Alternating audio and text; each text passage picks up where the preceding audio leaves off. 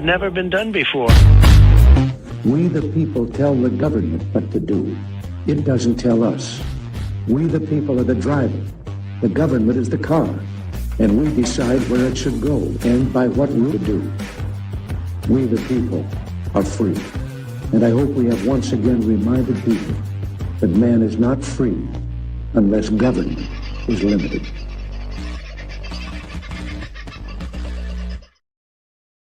G'day, folks. How are you? Hope you're doing all right for a Friday. And what a Friday it's been. I haven't stopped since, oh, God, I don't even know what time I got out of bed this morning. I think it was 5:30. And the phone started ringing about 7 and has not stopped all day. In fact, I did a little time and motion study yesterday on how much time I spend on the phone versus how much time I spend getting anything actually done. And that's unfair. A lot of things are accomplished on the phone. However, I spent nearly 4 hours. 2 of those were to 2 separate people for over an hour each. And I don't begrudge spending the time. Those people needed my help in one way or another, or I needed theirs. I can't remember which way it worked. But they were long chats, and boy, the day does get away from you when that kind of thing happens. So today, it started early, but thankfully petered out a bit by lunchtime. So by then, some decisions had been made on what we're going to do this weekend, and in fact, how we might be able to help out Wade Northhausen and Billboard Battalion for the next week or so. And of course, I don't make those kinds of decisions alone. I require the input of a man who is best known to you as the Waving Wonder. Oh, and he's just disappeared from the screen. Now that is just weird. Hello all. Oh, yeah. Oh, yeah, good. I spotted a light in the back, so I was just trying to remove. What's going on with your background? You look like Quentin. What do you mean? Just when you came on, you looked like Quentin.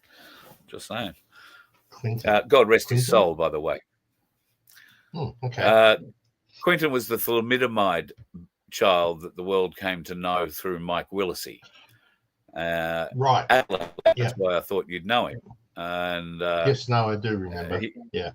He wound up gaining quite a lot of notoriety, and as happens with people who aren't used to being given some stardom, it got a little inflated by ego, from my understanding. Well, I met him a few times.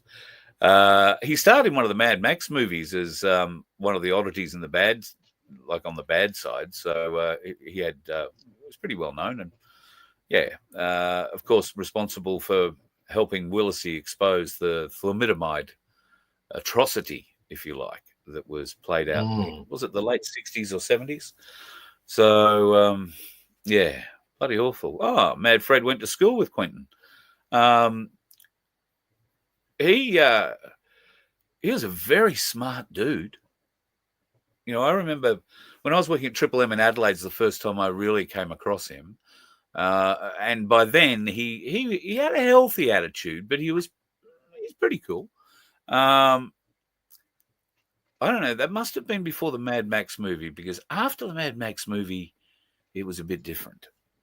He was a very different person after that. In school, I imagine he was different again.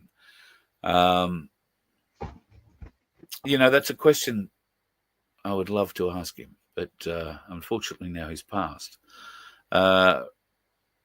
He was remarkably able, given the handicaps that he'd been given, arms, legs, the whole deal. You know, he was remarkably able to do things. So good luck to him. And I hope he rests in peace. Now, what would you like to talk about first? Oh, there's so many things, like what's happening with our money. That's one thing, straight off the bat. Well, we have none, if that's what you're talking about. Oh, yeah, I know we don't have any. But, I mean, even for everybody else out there who might have a little bit of savings with the major market drop and stuff that's going on at the moment, and crypto, that's taking a major dive. So, yeah, very interesting. Huge crash on the markets.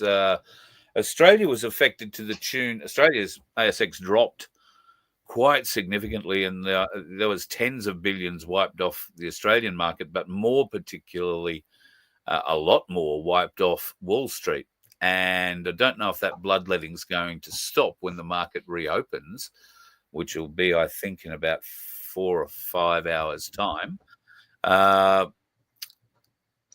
It'll reopen, and what will happen with the market then. Interesting to note that the date will be the 21st in America. It's an interesting date, given, I think, now, this will be a test to see what I remember loading up and what I didn't load up.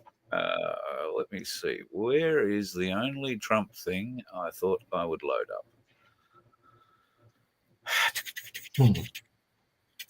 I think there. Oh no, that's the Nuremberg trial thing. So this is the first time that Trump has brought up seditious behavior, punishable by death, and then poses the question: when did the Nuremberg trials start? So November the 20th, 1945. These were the first of multiple trials held in Nuremberg, Germany, where surviving leaders of Nazi Germany were prosecuted for war crimes. That'd be the ones that had been left behind because they had no value at all to Operation Paperclip. I inserted that, not the editor. Crimes against peace, crimes against humanity committed during World War II. The trials took place in the Palace of Justice in Nuremberg. I have been there. It's an interesting place. Yeah, with the first trial concluding in October of 1946 after nearly a year of proceedings. Now, could that be some sort of hint that we're going to see real charges, or given that we have been told that all of this has already happened, could we be about to see played out in a what we in the business call as live? And that would be essentially what this show is if you watch it in replay. You're watching it as live because it hasn't been edited in any way, shape, or form. Except if they're going to play out military trials of sedition and treason, and those military trials find, as we've been told, guilty verdicts and sentences that allow for, in some cases, days, but at the very most weeks before they are carried out, not months, not years, then all of this has already been filmed, from their confessions to their trials to their sentences being carried out. Now, those in the awake community will probably say, oh, yeah, well, this is what we've been waiting for. This is what we thought in part, the videos that we're all meant to wait and watch for 3 days would contain. But this could be a way of bringing this out. Trump's mentioning seditious action, and points out that the punishment is death.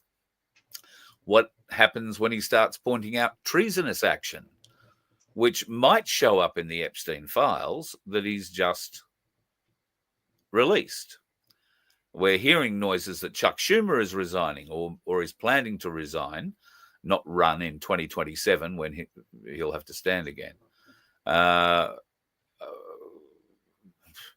Could that be because Chuck rolled and we're just watching, the robot or the mask or the actor playing Chuck Schumer, playing out that role until 2027?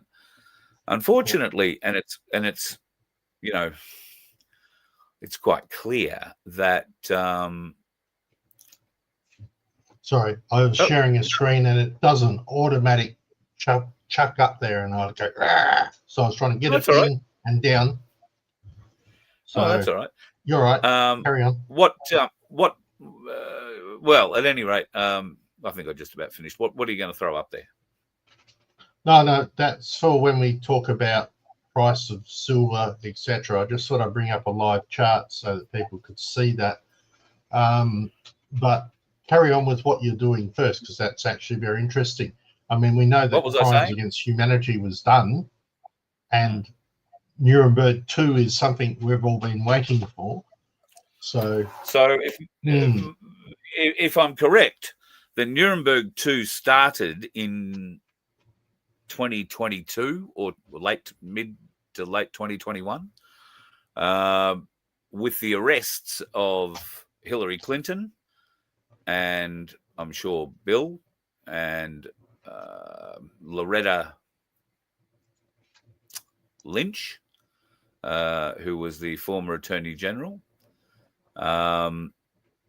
probably a few others. So I would expect that those trials, well, if you go and read the appropriate accredited alt news accounts of the trial, where they essentially get a transcript of what's happened, and unless that isn't an AI generated transcript and it is the real thing, which we have no reason to believe it's AI generated. Most of us generally believe, I think, that Hillary was taken out some time ago, and whatever we're seeing when Hillary pops up on the screen isn't Hillary anymore. A bit like Albo isn't Albo. He's changed the way he looks, changed the way he sounds, changed everything, and it hasn't been through cosmetic surgery or better teeth. It's pretty significant. So I would think that these trials have already taken place, and what we are going to see is them played out in real time very swiftly, particularly maybe the first one or two, and they won't be Hillary Clinton or Obama. They will be some of the under things from the DOJ and maybe the FBI. There's been a lot of talk about Comey at the moment. Comey is back in court, and a judge is apparently, obviously a Democrat judge, has basically said to the Trump team or the DOJ that they may as well throw the case out. You know, they're never going to win. Comey was an angel. Bullshit, blah, blah. So, yeah. So we'll wait and see what happens there. I think I mentioned last night that there were these stories, if you like, of the dark side having at least 4 satellites of their own up there. And we know that they've got their own space gear. They've been able to put it up for some years, but there has been a lot of space junk falling to Earth in the last week or so. And if the alt media reports are correct, then that's because a kinetic energy device, telephone pole-sized bit of tungsten, but it wouldn't need to be that in space if there's a space. Just qualifying. Just qualifying. It wouldn't need to be a telephone pole-sized piece of tungsten to go through it. They could do it with a claymore set off in the right direction. But the problem is, I guess, with the claymore is aiming it and putting it on something stable enough that's going to keep it aimed in the general direction when it goes off, because they do tend to spray a bit. Yeah. But yeah, fill it full of ball bearings, the whole thing will just fall apart. Not to mention that it's got to have an explosive reaction in space, which means that it couldn't be a claymore because it would need oxygen. That's why rockets have an oxygen tank and a liquid nitrogen tank or whatever the other fuel is, because it needs the ability. And you see what happens and we saw what happens when you mix the two in an uncontrolled environment the last time Challenger launched. Well, yes, that was due to a leaking O-ring. So they said, not quite sure how they figured that out from. Yeah, anyway. But, right. So, yeah. All right. Do you want to talk about the price of silver and gold? You can bring up your thing. All right. So, as I said, I apologize to people that when I try and add something to the stream, StreamYard has this wonderful bit where as soon as I add it, it throws it up on the screen, even though I don't want it to. Yeah. So here we go. This is the live hourly action on silver as we speak. All right, so you can see this is going. See that. Well, we'll go this way. Oh, I Kick like us out that. down the bottom. All right, so this is this thing. So this is going back through from the 14th right through to today. All right, and you can see what's been happening with silver over the last week. And as you can see right now, it's got down here. So it's dropped quite significantly. Now, some of this you might have been able to attribute to the fact that this is in American US government dollars, was shut down. Yes, this is US dollars. Yeah, right. Yeah. All right, so I can change that. It's probably better.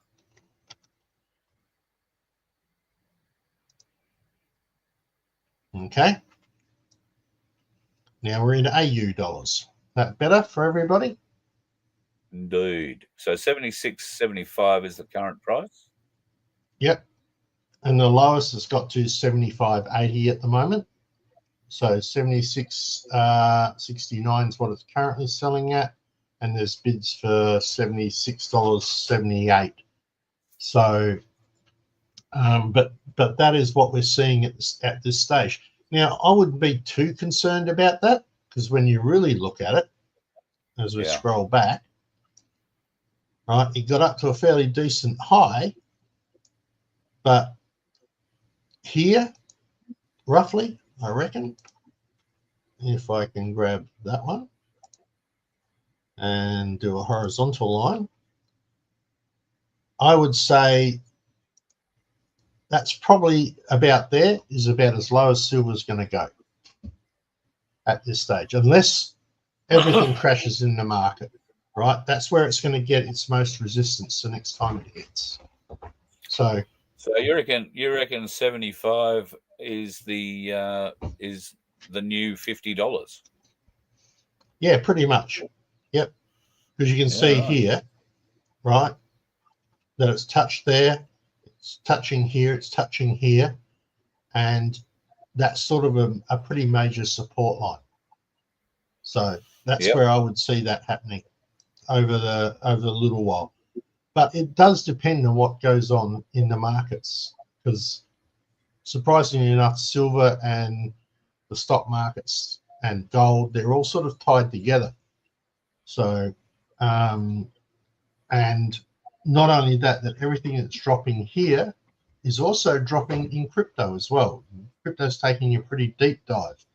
And I think somewhere, if it keeps going down, we'll probably see Bitcoin bottom out at around the $70,000 mark US. That'll be my guess. You got to send me this thing we're watching at the moment. It supplies a lot of information. Yeah, TradingView. Yeah, this is the free account because I can't afford to pay for the paid account I used to have. And the only reason I've got a whole heap of stuff here is because it's still hanging off from my last trading account. Luckily, I had gold and silver also tagged. So I can show you gold. There's gold at the moment. And that's, let me change that to AUD. Sorry, I usually work in USD, but that gives you a bit of an idea on what gold is looking like at the moment. And you can see that has come down quite a way. Probably a lot further than silver, really. Oh, yes. Yes, I think so too. I mean, gold at one stage was nearly at 6,800. Certainly in the mid 6/7s. And, it's lost 500 or more dollars on that now. So, whereas silver hasn't, it's lost. Sorry, just adjusting a line there. That's about where gold will, I would say, bottom out, about $6,156 thereabouts. So that's $1,150 better than where it was a few weeks ago. Yeah. So either way, we're still, I think, going really well in the precious metals market for our gains relative to the the dollar. I'm not even sure what the US dollar to Australian dollar is at the moment. Probably about 50 bloody cents. So I haven't even looked. And I haven't been watching the chat from people either. But just thought that I would show you that. That's an interesting bits and pieces. We'll probably talk a little bit about that tomorrow night on Coin Toss on the FBN Media Network. And we've got lots of good news happening with that. 64 cents, the Australian dollar at the moment. So, okay, coin spot that's a little lower than normal. Yeah, so we'll talk about Coin Toss. That's over on the YouTube and the Rumble channel. Correct, both YouTube and Rumble. And surprising, because we've been working out some figures and bits and pieces, but we actually do better on Rumble in FBN than we do on YouTube by nearly triple. Yeah. Right. So yeah, I'm really surprised by that. But yeah, but it's good. It's good to know. Good to know. Yeah. So a lot of great and exciting things. A lot of great and exciting things coming up. That's right. We don't get paid from either of those, so it doesn't really matter. We're still a fledgling organisation as far as that's concerned. We rely on Carl, the master of the universe. So, fuck me. I love embarrassing him. I reckon it's great fun doing it. Right now, what else have you got? Because we've got you back on the road. Yes, I was going to show you this first, though. I love going to the beach. I love going to the beach. This isn't me. I didn't go to this beach. But this beach was looking out to what's known as the Palmerston Passage. It is the main inlet into the Brisbane port for big ships. And it heads out. Basically, you wind up hitting the open sea on the Sunshine Coast up at Maroochydore, or Mooloolaba. But a very keen-eyed person who was enjoying the beach that morning caught notice of that ship which was passing out of Brisbane. They closed in on it and had a bit of a look at it. Does anybody remember that? Evergreen.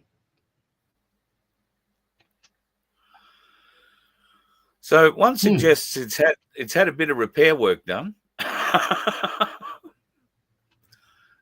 Probably had a few got back on the sea. Yeah, a few secret access holes welded up, and it's finally been allowed to go back on the ocean. But for quite a long time, it wasn't going anywhere at all. So, yeah, found that pretty interesting. What else has been going on? Most people have been screaming about the Epstein files in America, and some of the early releases, which we spoke about, I don't know how many months ago. We spoke about one in particular with Paul Keating's daughter, who had been invited to Epstein's apartment or his house in New York City and had attended on a number of occasions. Well, now it seems to have blown up. These are Paul Keating's daughters. The one on the right is the one, I think her name's Catherine. Cat, I don't know. Never took any interest in the Keating family. Never trust a pig farmer. And he owned a very big piggery. I wonder how many bodies. No, let's not go there. Anyway, the daughter is a bit of a socialite, obviously being the Prime Minister's daughter. She went overseas. She went to New York to, go and make her mark on the world, so to speak, as a lot of young people do, and God love her for doing it. But this is back in, I think, 2011, 2012, right around the time where there was Epstein had got out of jail and was still being monitored, I think, but had been put on the sex offenders list. And she was a bit younger than she is in that photo, quite a bit younger. she has put out a statement some weeks ago, or I'm pretty sure it was weeks ago, outlining that, yes, she did get invited, and she was invited at the behest of Andrew. That'd be the former Prince Andrew, the guy who now goes under Mountbatten Windsor or something. He is responsible for inviting her. He, in emails that have been released through early Epstein file releases, has contacted Epstein and said, "Oh, can you get this Keating girl?" Epstein said, "Sure.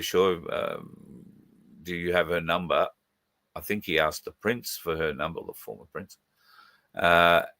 He supplied it, and she turned up at this event, which she calls a high society cocktail party, where there were many, many celebrities and yada, yada, yada, yada, yada. And I don't doubt for 1 minute that event actually happened. The problem is she's been caught by paparazzi leaving the building the next day. And it's like she stayed overnight. It's a big place, so no insinuations there. It's a very big place, apparently, with cameras in every place. But she and another girl were seen leaving, and Andrew was seen sort of waving, gushing goodbye to them in the shadows of the door. So what other involvement she's had since that time with them, I don't know. And does it really matter? If she has been trafficked in some way, and that's what it would be, she's been trafficked, it would have been from an early age. We've just caught her at, the tail end of it. Quite possibly the reason that Andrew knows her is because he would have dined with the Keating family, would have had access to the Keating family if he came to Australia, and he did come to Australia during the time Keating was not just Prime Minister but also Treasurer.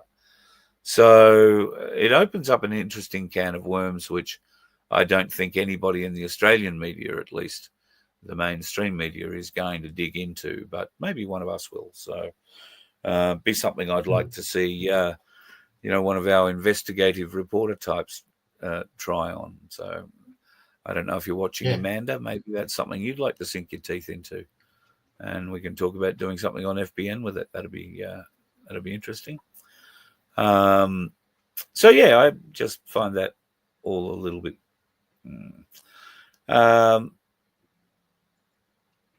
I have this little thing about first home buyers. So the government, in their infinite wisdom, have allowed a 5% first home buyers system to come into effect. I think it's January 1. That means that anybody will only need 5% of whatever the housing price is that they want. The government will look after the rest of the deposit and help you into the home, probably with somewhere between a 30 and 50-year contract to pay back the debt that you owe, even though any bank is going to go to your SESCV trust and pull that money out and then loan it to you, and you're going to sign a contract to pay them back your own money. Sorry, did I say that out loud? That's it. Yes, that's what goes on that's what goes on in my head. I'm sorry. I see these things and it just goes on in my head. Anyway,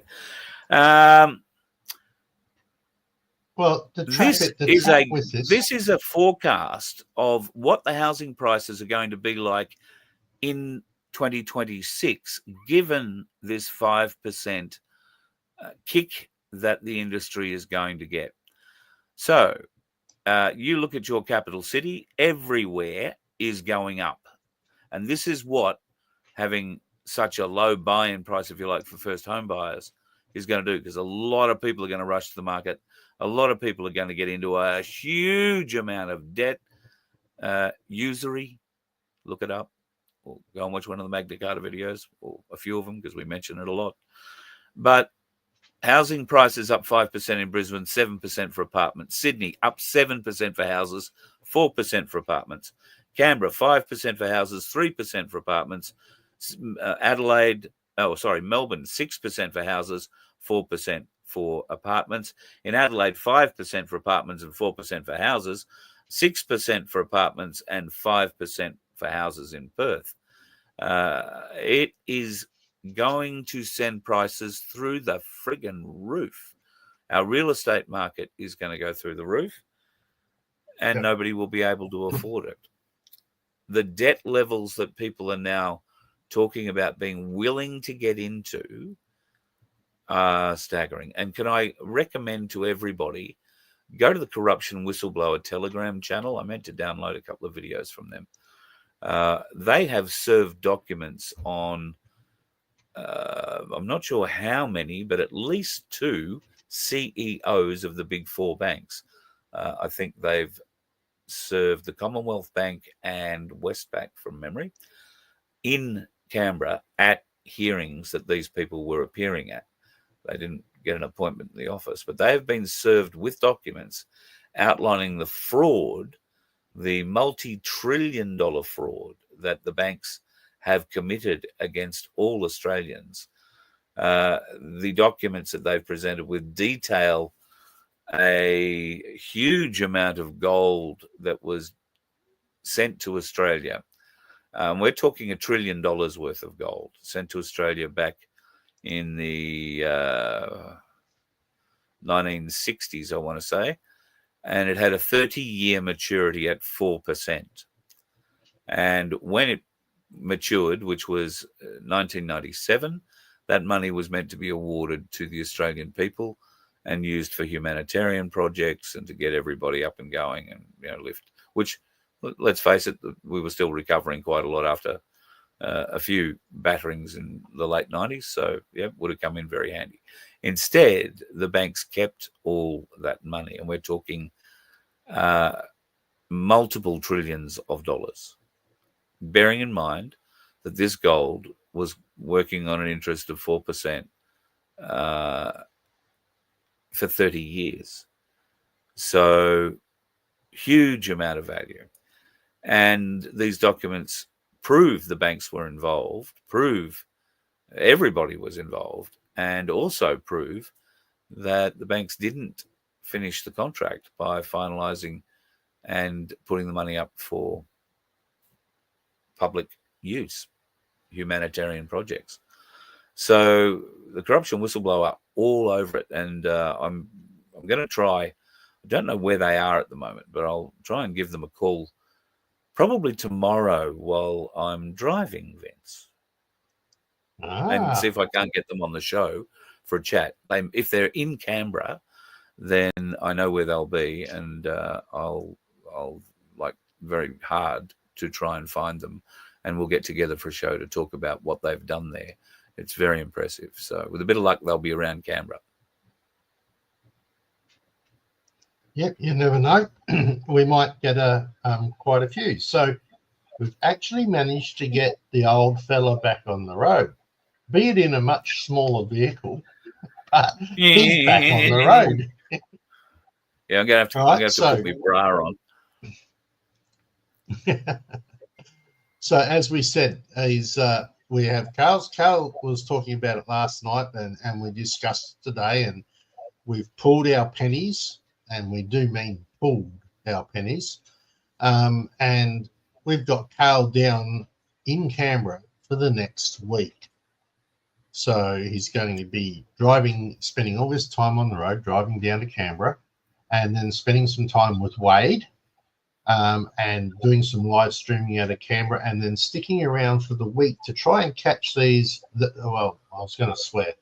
Try and catch the Guberment, and I'm not calling them a government, I'm calling them a Guberment, out on what they try and push through in the last week before they stop. So that raises, of course, have you guys got any questions that you would like Carl to raise if he gets a chance to interview anybody? Now's a good time to put them in chat. Okay. Yes, somebody just put up the Guru announced tonight that he's quitting his show. So I might have to put my bedtime back and give him a ring. Well, I find that very surprising. Unless something's gone wrong with that thing on his jaw. But I was only thinking the other day how good it was looking. I mean, there's no bandage on it anymore, and he seemed pretty sprightly. So Well, if he's given up, then I don't know.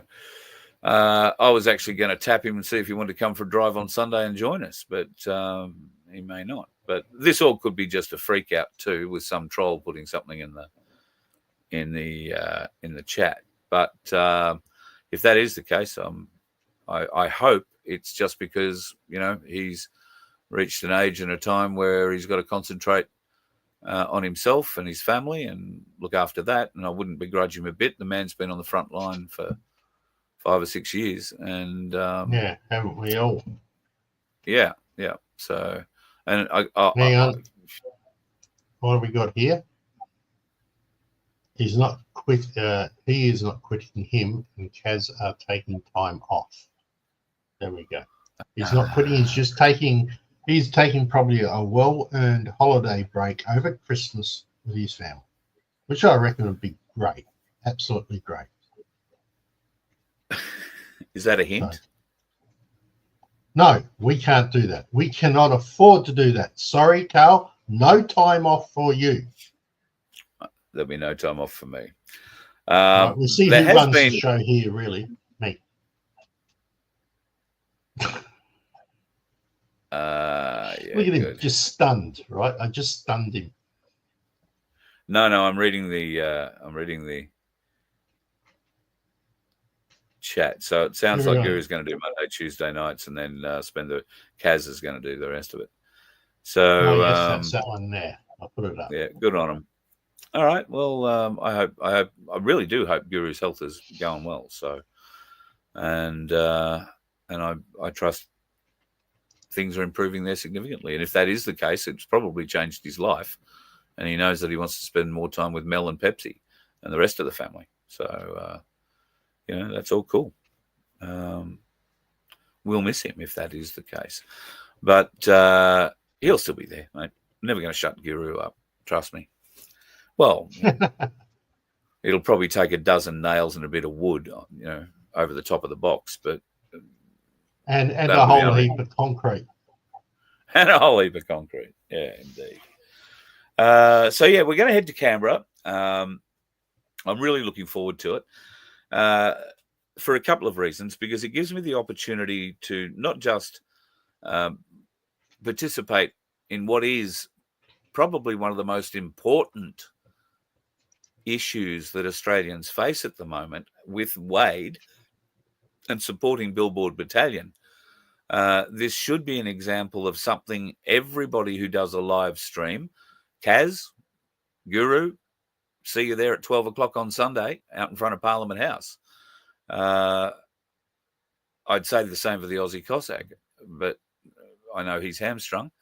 I would say the same to anybody who holds, does a show like this and is able to get down there. 12 o'clock Sunday on the lawns in front of Parliament is where we're all going to meet and begin. And we'll have a live stream happening from there. I don't think, as a protest, I don't think there's going to be any marching. I don't expect there to be 1 million people or anything like that. However, if you want to come along, we would love to see you. And if you're going to bring a barbecue, let me know and I'll buy some sausages and we'll have a little barbecue on the lawns. But you're going to have to let us know. So heading down to Canberra, and the plan, there's no point in driving all that way to just do a couple of hours at the Parliament House. Sorry, I just saw Sunflower's question there. And why is the name changed on the stream? Yeah. Which so this one, what's happened is that all of our users suddenly have got extra characters attached to the end of their name. And that's just the example. You can see that at Sunflower-ZS7OL. I have no idea what's going on with that. That's new. That's just popped up today. They've probably been fiddling in the back end because there'll be multiple at Sunflowers somewhere around the world. So they add extra characters, but they normally would be hiding them. So I'm just wondering if someone's accidentally forgot to mark this as a do not show box, and now everybody's copying the extra extensions. But it's interesting. So, hang on. Sorry. Oh shit! Let me for 1 second, and now I can't find it because you've changed it. Was that it? No. Which one? It's weird. That one.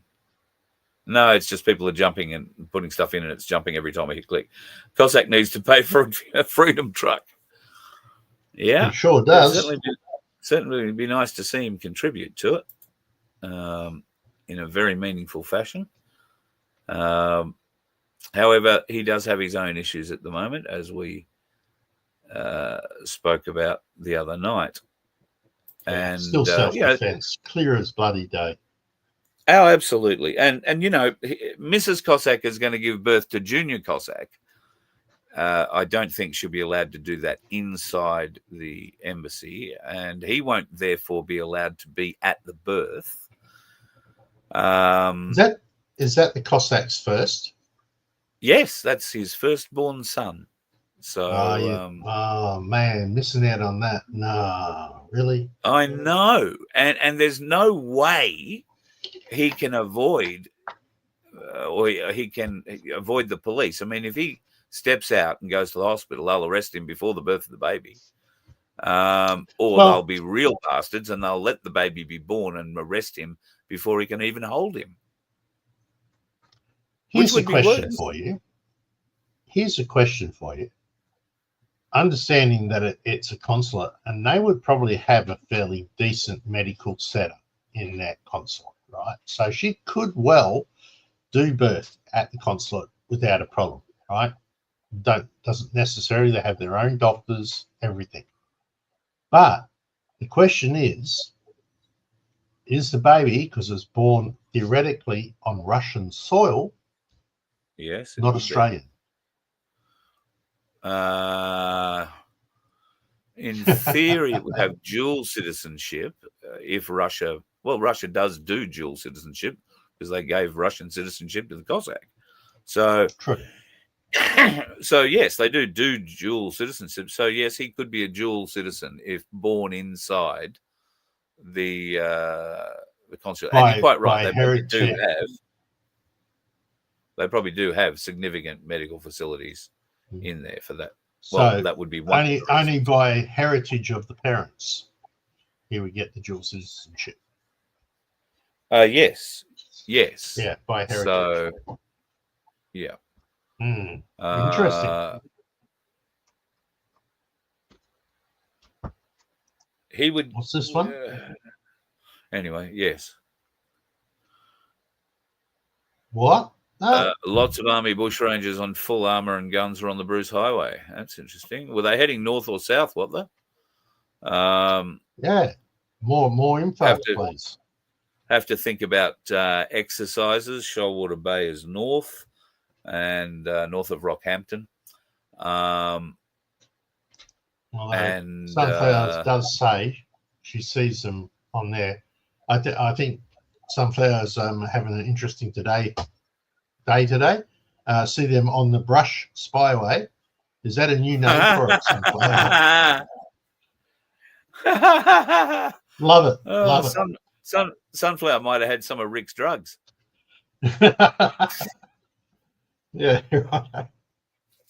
Sorry, Sunflower. We better watch ourselves. We'll get ourselves in trouble. Yeah. Yeah. For those that are concerned and wondering what sort of drugs Rick has, Rick has one of those mobility diseases, unfortunately. So I think it's MS, and so it's a very debilitating thing for a man who was one of the Sunshine Coast's leading business people in his field at the time when he was struck down with this. And Sunflower is a dynamite, absolute dynamite lady. She is a workhorse of immense proportion who is a true mama bear. You don't want to mess with this lady or her family. in any way, shape, or form. God love her, and I am so thankful that we have her and others like her in our family here, because she's protective of all of us too. Don't you worry about that.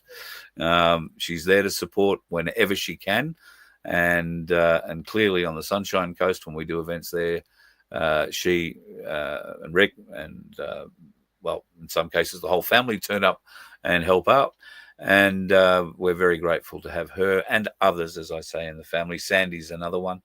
God love her. And just on that, while we give our quick plug for buying a $2 ticket in our lottery and helping out the Good Samaritan Donkey Sanctuary in the process, you could win $750 or a gram of gold, which we've got up for grabs at the moment as our secondary prize. It's not really a second prize. At the moment, golds are not always a nice thing to have. At the moment, I think it's particularly nice. And we share the profits of what we make out of this, which is all of $750. We share that with Sandy, and we want to give her as much as possible. And to find out just sort of how we can help more, I'm going to the Donkey Sanctuary too. Now, in all fairness, he's been so missing disco. He really has. And he just had to go back. Mate, I haven't had anything tug on my pants since disco. Keep it clean. Keep it clean. I am. Trust me. Trust me. So yes, we'll go and see Sandy and Baz and Disco and May and the rest.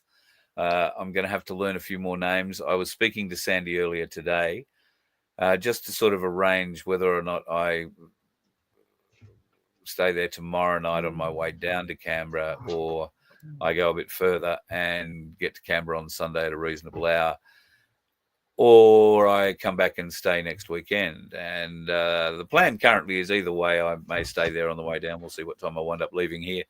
And on the way back, which will be next Friday night, we will be doing a show from the Good Samaritan Donkey Sanctuary with Sandy, Baz, and I don't know who will be able to get up in the shed. We might be able to get May, maybe, I don't know. But we hope to be surrounded by at least a couple of donkeys. There'll be a cat, there'll be a dog, there could be a few birds. They've got beautiful wedge-tailed eagles down there. And then apparently I'm going to be put to work. So we'll take some video of that too. And that might form a show on Monday when I get back, so I can let you know what actually goes on at the Good Samaritan Donkey Sanctuary, rather than walk around like we did last time and just look at the pretty donkeys. We'll actually get into it and see just how much work there is in looking after these poor, abused animals, or who have just been abandoned because their owners have passed away, and or simply the donkeys have outgrown the areas that they were initially bought for, or the area has been sold, or a variety of reasons. But these donkeys have a forever home at the Good Samaritan Donkey Sanctuary. Unless as long as the goods, yeah. Well, you said, like everything, it costs money, and the sanctuary costs a lot of money to keep going, with food and doctors or vet bills, looking after all the hooves and teeth. And these are regular ongoing costs. And in fact, Sandy said to me today she wished that she could come down to Canberra with me and spend a day down there, even if it was just for 1 or 2 days. But she simply can't at the moment because she is struggling to find food for 108 donkeys. Now, I wish there was somewhere I could take a couple of big bales down, but I don't think the little Suzuki's going to pull.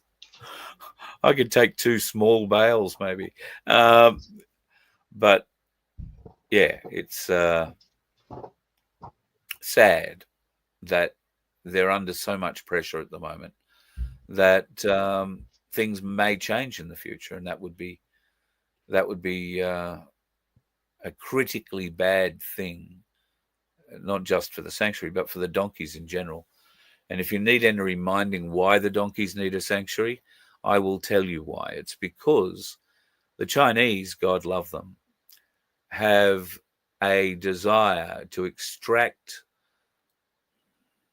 I don't know, there is a name for it, but consider it a jelly-like substance that is produced by donkeys, and it is found between the skin and the muscle of a donkey, all over them.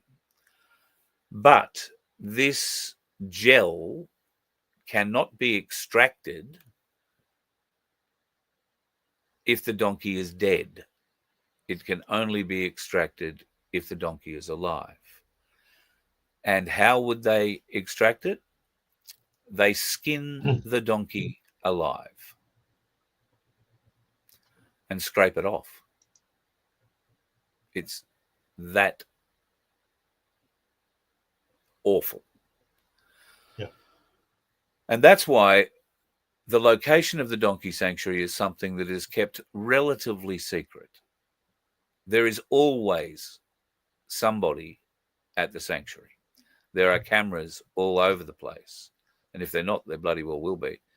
No, there are. And anybody who comes onto the property is seen coming a long way off. But, you know, I was talking to poor old Keith last week, and he's got a friend, I think I told you about here on the show, who had, cattle rustled from her and lost $200,000+ worth of cattle.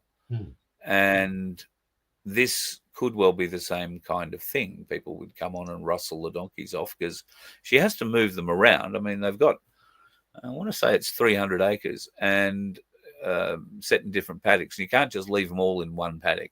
So they've got to be moved around so that the grass can recover and the paddocks can recover and yada, yada, yada, yada, yada, yada. So this is always an ongoing thing. And when there isn't any grass in those paddocks, I don't think that's the issue quite at the moment. But it's going to head that way. Summer's coming. Well, yeah, exactly. And they have donkeys in the ICU that need care. So they're not actually getting out into any paddocks. They have a run, but most of them probably aren't really well enough to use that run. And there is a bit of grass, I think, down the bottom of that. But it's a more an ICU, so they don't move too much. They stay under cover. They've got a lot of straw and all that sort of stuff around them. So, and that's the other thing, you know, the straw or the feed is one thing, but straw is also in high demand. So that's used in all the stalls and all that sort of stuff. So, the cross on the donkey's back, Ian. I was blown away by that when Sandy showed it to me the first time I was there. And it still amazes me. And I get it's a weird thing. I get such a strange feeling around those donkeys. It's a beautiful feeling, a very warm, loving feeling. And then one of them comes along and stands on your foot or bites you in the nuts. But, it is what it is. The good Lord put them on the earth to test us at times. But I do get a wonderful feeling being around them. They are truly beautiful. And the ones that have been hurt or abused or damaged are some of the most loving and wonderful if you can get to them, if they will allow you. And thankfully, after spending time with Sandy and Baz, they come around. You know, Sandy is the most loving woman, and Baz is, not the most loving woman, but he loves the most loving woman. Can I put it that way? He's a great man and a wonderful support to her. So, rotate paddocks. Yeah, that's the big fella, Baz. Oh, that's Baz, is it? Okay. So, How many donkeys did you say they had? 108 at the moment. Right. So that means that next Friday night there'll be 109. There will be. I might even get a big set of ears for you. Oh, thank you. I was wondering if anybody else in the audience would have picked that one up. So I want to thank I want to thank. I didn't ask whether or not I could mention his name publicly, so I won't. But one of you in the chat, I don't know if he's in the chat tonight, has helped with a donation that will give me the money to get there, the fuel money to get there. So I can't thank him enough for that. That is, that's made a considerable burden on our funds a lot lighter. And if anybody else wants to help, then just simply go to the donate page at vofhq.com. And if you want to help us out with fuel or anything else for during the week, and to get back, of course, that's always going to be the fun part. Then we're going to leave you do that. We'll just leave you in Canberra. That's fine. Well, everybody, no, don't donate. I think do not donate. No, don't donate. Just leave him in Canberra. See what damage you can do down there. I'll crawl to the donkey sanctuary if that's how it's going to be. So, and I'll just go back and get a bit of loving from the donkeys in a, strictly blokey kind of way, if you know what I mean. Yeah, indeed. Yeah. No. Not in a Catholic school kind of way. Oh, boy. So this is what happens on a Friday night when we've both been busy and we don't have time to really get stuff organised. We rattle on like a pair of prats, making really weird, bad jokes, and you guys put up with it. So all I have to say is thank you for putting up with us. So God bless you. Thank you very much. You are wonderful people. You're wonderful people. I want to send out my thoughts and best wishes to Skipper Pete, who is currently working his ring off in Ingham. Very busy time of the year for him at the moment with everything that's going on. I was talking to him the other day. I was hopeful that I thought it might be a big ask, and it turns out it is. But I was hopeful we might be able to catch up in Airlie Beach when the cruise next May stops there for the day, and we can get off and have a bit of a look around. I've never been to Airlie Beach, so I am really looking forward to this cruise and being able to stop there and hopefully meet up with those of you who can't come on the cruise but live, Proserpine, Airlie. I don't know if there might be anybody who wants to come from further afield. Townsville's, what would Townsville be? 3.5 hours, probably. That's probably about as far. There might be some people who might come from up the... Oh, no, I don't think that's too far. So if you are around that area, we will let it be known. I'll find a place in Airlie Beach well before the event and let them know that there'll be me and an indeterminate amount of people coming for lunch because there could be a lot of people. It's petrol, Baz, so thank you. And a 48-year-old Gilbert. Did you not see that before? How old can donkeys get? That was from, where am I? See if I can find it again. Yeah, 48. Yeah, oh, so Gilbert. Yeah, okay. So they can live to 50 plus years. Really? Wow. Yeah. So when you get a donkey, they are for life. I mean, the kind of thing you keep on your property, and good on you, Kev. Kind of thing you keep on your property. Great guard dogs or guard donkeys for sheep and other herds of things. They get along with alpaca. And interestingly, the alpaca get along with them because sometimes that's not always the case. The alpaca can be right bastards. Speaking of right bastards, what the?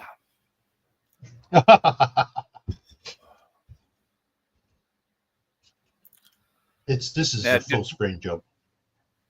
Did I tell you that What the has named one of the dogs yet? Have I let you in on that? Yeah, you let me in. I don't know if you let the crowd in, but yeah, you did. So meet.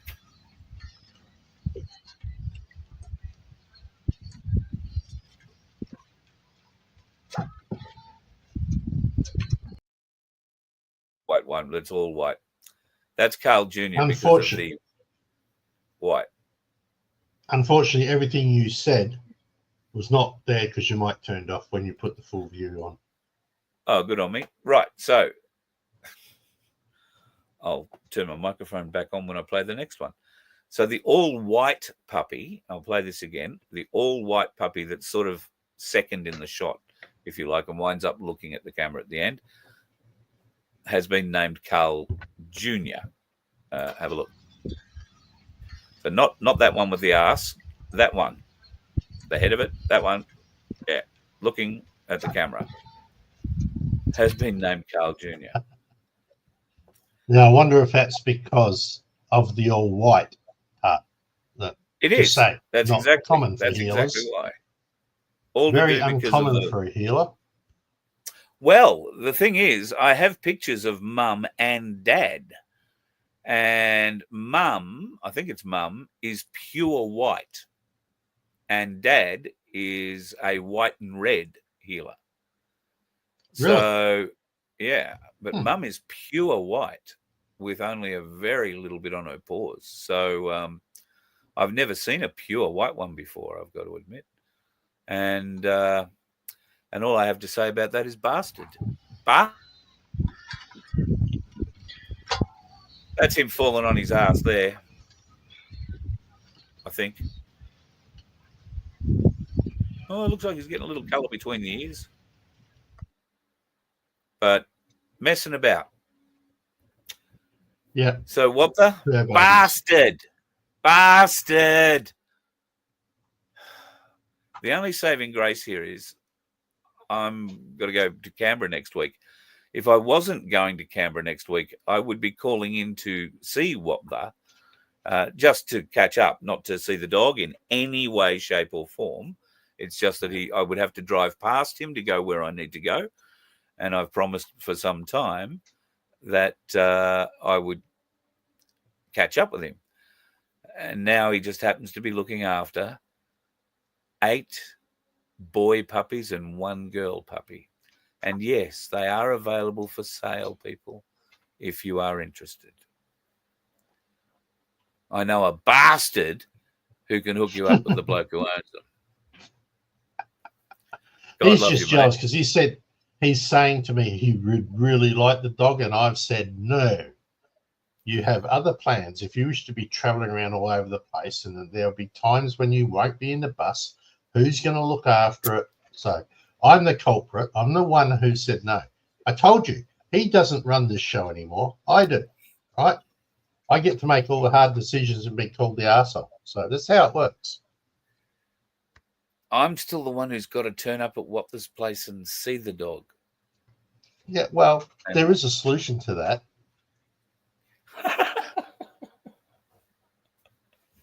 Wait until he's not babysitting the dogs anymore before I go to see him. Yeah. That's one of them. Yep. Yeah. Just in time for the next litter. Yes, I am a hard man.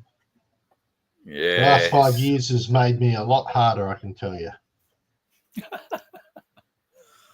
Well, yes, there is a lot of good sense that you speak there, white man, but it's a very cute white dog. Just saying. Yeah, true. And I mean, blue healers and red healers, that's the red healer batch I gather from there. They're wonderful dogs, exceptionally smart. Had a blue healer that I used to round up sheep with at one stage. So, but my uncle used to have one. It turned up it was pretty good at rounding up people as well. Well, then I tried rounding up one with a gun one day, and that person made sure it didn't round anything else up after that. So, bugger. Bugger is right. But you're right. They're very, very smart, and protection for the bus would be great. You know, come inside and find that thing on a bad day looking at you. But I would be concerned that, I mean, he would have to be outside when I wasn't here because being shut up in a bus with a few windows open is no different to being shut up in a car, except I've got covers on the windows here. I don't let as much heat into the bus. He wouldn't melt, but I'd probably have to have air conditioning or air on all day in here for him, certainly as a puppy, and that is problematic. Not to mention, and then when I leave and have to, the AC only works on a 15 amp circuit. So, But what I was going to say was not to mention what the bus might look like after you come back, because it's a healer, right? They get bored really quickly and they will entertain themselves. How many shoes do you have? Not enough. And in fact, I'm doing a cull right as we speak. I'm getting rid of my red Nikes that Laura bought me years ago, and I've worn about twice. Every time I wear them, because I've got nothing else to wear. I can't find anything else to wear. I wear them, and someone I know always bumps into me and just looks at my feet and looks at me and looks at my feet again and just shakes their head. So I can't wear them. They are brand new size 9 Nikes, and I'm about to toss them. So, I won't toss them out. I'll go and give them to... well, it certainly won't be the Red Cross or Vinnie's. I'll go and find maybe a local op shop or something to give them to. But put a couple of white stripes on them, mate. They go faster. Well, I thought about sending them to Melbourne to get them dyed, but it turns out that the cost of doing that is more expensive than buying a new pair of shoes.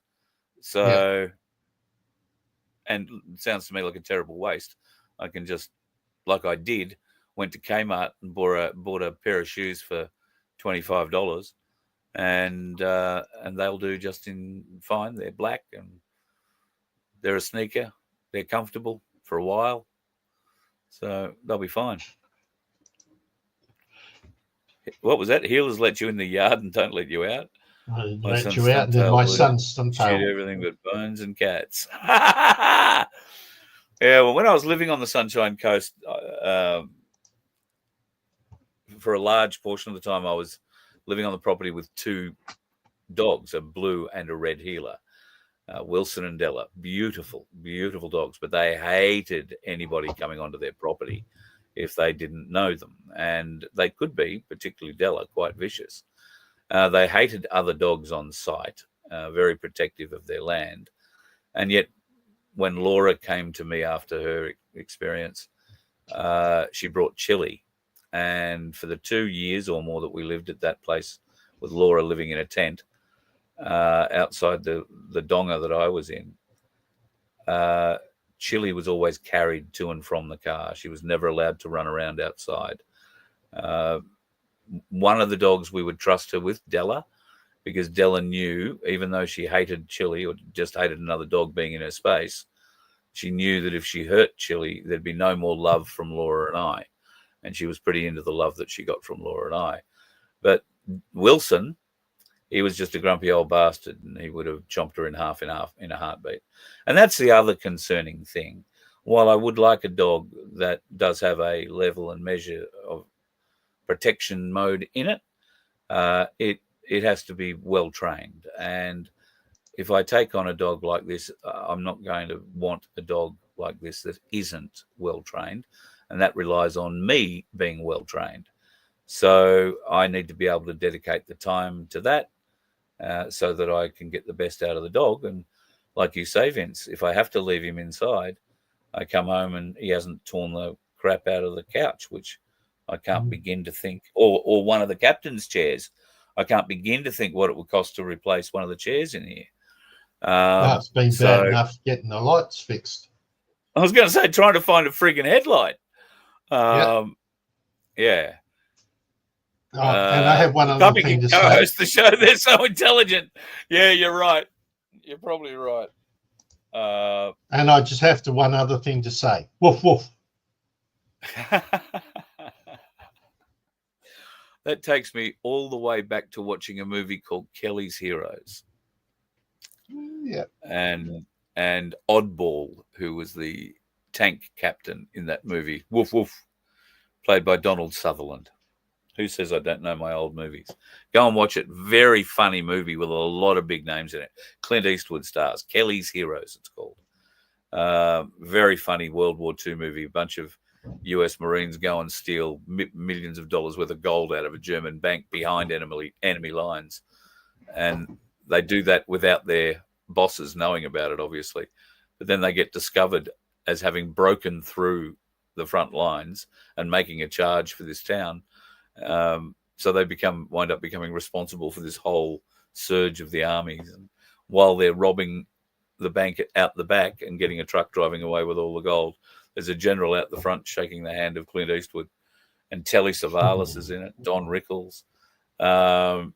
It's really worth having a look if you're looking for a funny old World War II movie.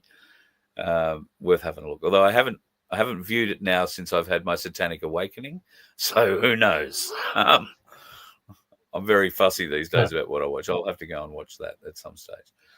Big shout out to Paul Bartlett for $20. Thank you very much, Paul. Thank you, Paul. That's much appreciated. Yep. That is wonderful. And also, Paul put in 25. Twice. Geez, that's 45 all up. So wow. Mate, thank you, mate. Settle down. Yeah. Geez. Was that just a double tap you didn't mean to do? Do you want a refund? Let us know. He's got two different amounts, so I gather he's meant to do it. So big shout out to Paul. Right. Yeah, thank absolutely. you very much, Thank Paul, you, for that. I'm let's- taking next year off, by the way. I forgot to tell you, Carl. You're what? I said I'm taking next year off. I forgot to tell you. Right, sometime probably towards the end of next year, Stargate's starting again. So I'm taking the rest of the time off. I know, I'm hopeless. No, I'm only kidding. Stargate is starting again. Yeah, I'm a sci-fi nut. For anybody who doesn't know, Will it I have am Richard absolute Dean Anderson sci-fi in nut. it? No, it's a totally new storyline, but staying it's gonna be within the same universe and and everything that's in the history is still in the history. So they'll be able to pull characters in and out as they go and whatever. Anyway, that's just something totally different. We're talking about a TV show. Entertainment for the people, because they won't be able to work because AI is going to take pretty much every job by the year 2035. So Paul wants a couple Vince, of I'm not stickers. laughing at you. Oh, no, I laugh at that's me not all what the it time. It's fine. Stickers isn't what it says. Sticks. Yeah. Paul wants a couple of sticks. I misread it. We've been gas bagging for way longer than we should have. Yeah, we've gone a bit longer. So tomorrow I might get bored, and if something big, loud, and wonderful happens in the United States of America, I will probably jump on the main channel using the phone with the microphone plugged in at the bottom of it, so you'll at least be able to hear me while I'm driving along. If you would like to come to Canberra and be there on Sunday and you want to meet up and drive down tomorrow, then I guess send me an email rapidly. I will check before I can check them while I'm on the road.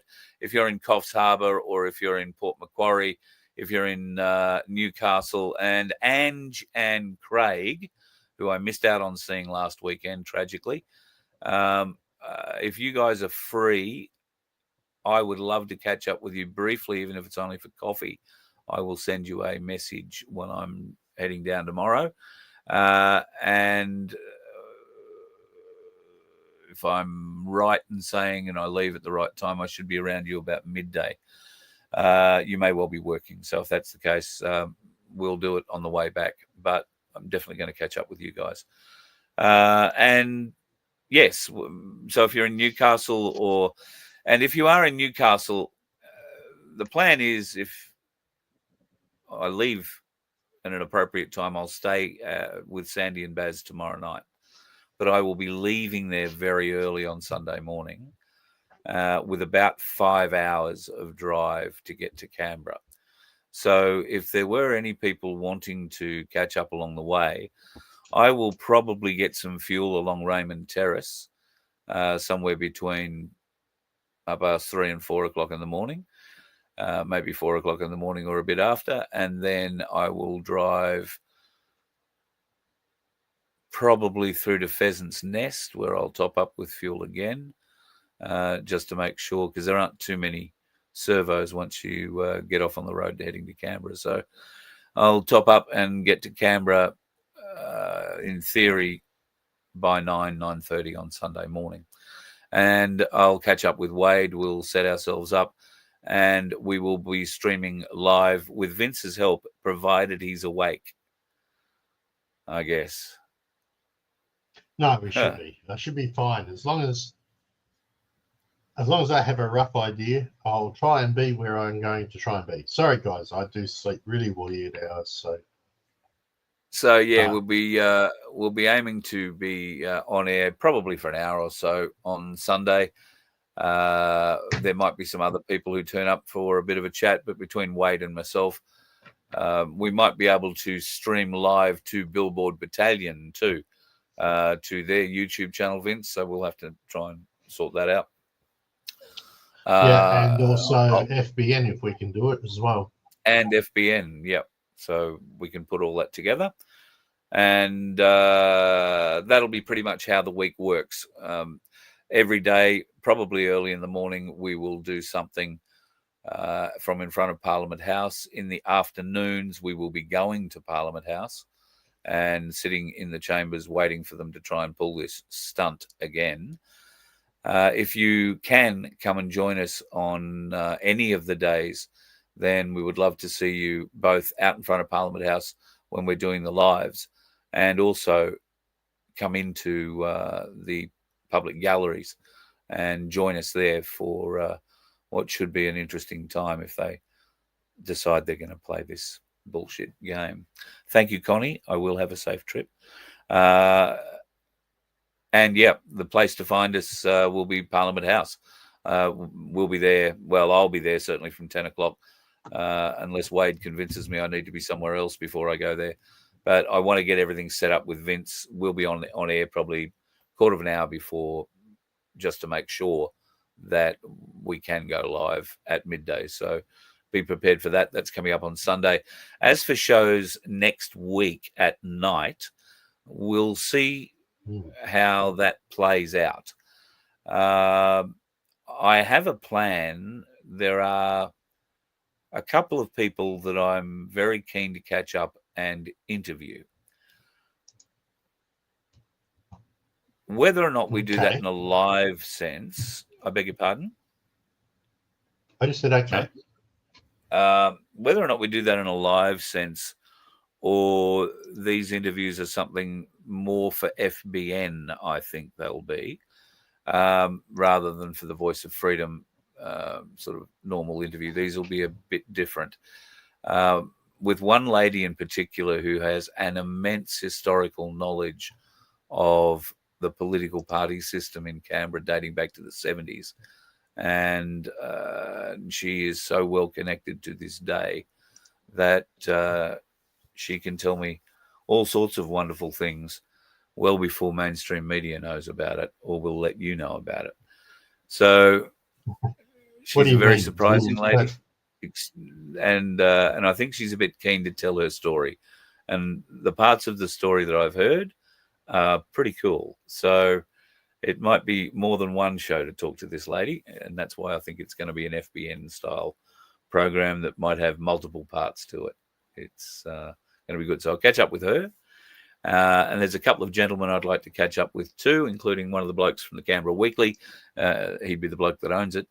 And have a bit of a chat with him too. Pete Sampras, his name is, and really nice guy. And we've caught up a few times before. In fact, the last time we had lunch, I was reminded of it today because this lady was at that lunch. The last time we had lunch, I saved a person's life. Oh, really? And, yeah. I'd forgotten about it too. There was a lady sitting at a table.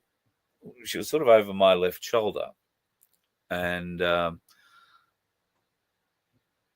these two other people were sort of to my front and to my right. And this lady could see the woman over my shoulder start to choke on something that she was eating. And this was an Indian lady.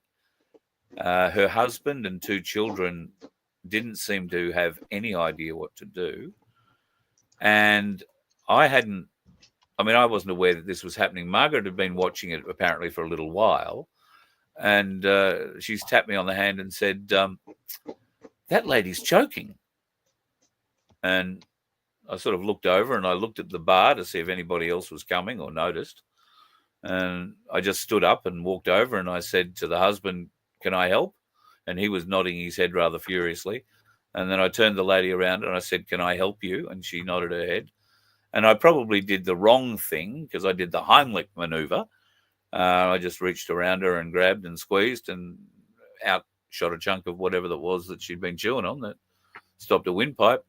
At which point she said, "Oh, thank you." And I said, "Yeah, great, no worries," and went and sat down again. And we continued our conversation. And I'd never given it another thought. But clearly some people remember it.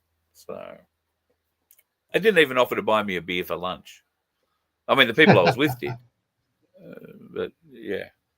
So, all right. I don't know. Maybe buying beers as a thank you isn't big in Indian culture. Just saying. Yeah, well, could be. So, for those people, that is the FBN media channel. If you want to go over there and just click like and subscribe, so that if we do these programs on the FBN channel, you will be able to find them.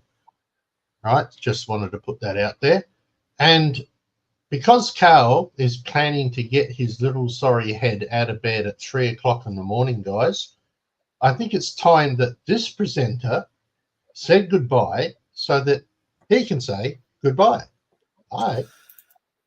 There you go. Oh, there you go. Wave again. I missed the last bit there. If I could cut the thumbnail out for that, I would. That's how good it is. All right, folks. Can't thank you enough for the support that you give us. And as you can see there, tickering along the bottom quite happily, if you would like to support us and the Good Samaritan Donkey Sanctuary, although in large part what we plan on giving is everything to the Good Samaritan Donkey Sanctuary because they need it right now. Just $2 a ticket, and you can get it there at that site, merch.vofhq.com. Follow the Sanctuary 750 link. And I think there's less than 200 tickets left in this lottery. It will churn over and go into a new one. And we've got silver up for grabs again, another ounce of silver up for grabs again, I think, in the next one. Is that right, Vince, or are we adding further to that? No, just one normal silver in the next one after that. Stingy prick. Anyway, you all right? So anyway, that's the plan for the next one. We'll see how we go, and I hope you have a bloody good weekend. If you're on the road, I'll have Channel 40 on the CB. Whether or not I can hear it, although I've probably got a pretty good chance of hearing it in the Suzuki. So we'll see how that goes. If you're driving past, give me a call out. It's a little white Grand Vitara. It doesn't have anything written on it. You're going to have to look for the little white bearded bastard sitting in the driver's seat. I fully expect that I'll have a very safe drive, just as I fully expect that while I'm driving, I'm going to meet no end of dickheads on the road. But there might be a couple of cameras running in that car tomorrow, and I could be able to show them to you. Might be fun. Enjoy yourselves over the weekend. If you are coming to Canberra, Sunday, 12 o'clock, look forward to seeing you there. If you're going to come to Canberra, Monday, Tuesday, Wednesday, Thursday of next week, I'll be there. And you can be guaranteed that we'll be around Parliament House, probably at some freezing o'clock time of the day. You got no idea how many warm clothes I am bringing to Canberra. I did a little bit of Googling. 10 degrees. 10 degrees. Almost one wishes for a dickhead on the road. No. Let's never wish for anything like that. Stay clear of those dickheads on the road, folks, and have a great weekend. You let one ant stand up to us, then they all might stand up. Those puny little ants outnumber us 100 to 1. And if they ever figure that out, there goes our way of life. It's not about food. It's about keeping those ants in line. That's why we're going back. Does anybody else want to stay? Let's rock!